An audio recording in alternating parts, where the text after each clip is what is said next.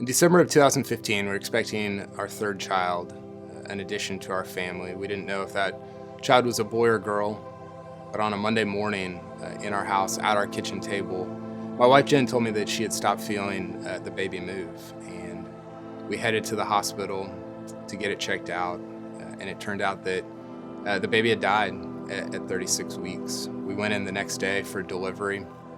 We found out the baby was a girl, and we named her Kate.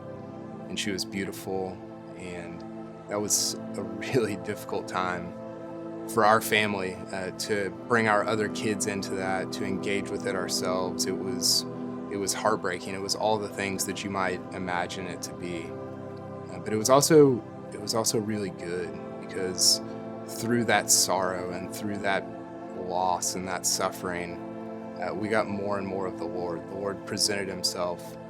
And he proved that Psalm 34 is true. The Lord is near to the brokenhearted.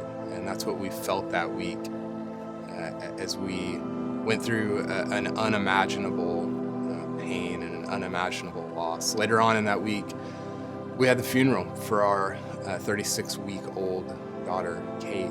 And it was a time of much sadness, but there was also joy, because as Christians, we are not a people without hope. And we got to preach that, and we got to share in that with our friends and our church family and our biological families as well. We all got to participate in that. And that was a time that the kindness of the people around us, the Lord really buoyed us through their kindness and their generosity and their love. And He also grounded us in Himself.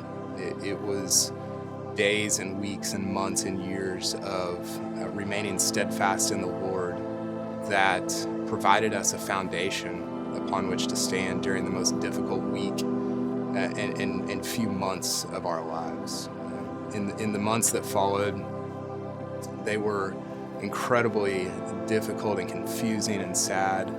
There was also much joy, again, that the Lord continued to reveal that He is an empathetic high priest, because He chose to give up His only Son for us. And we understood that in a way that maybe we hadn't before. So though we experienced great suffering and great loss and great pain, we also experienced great joy in the Lord.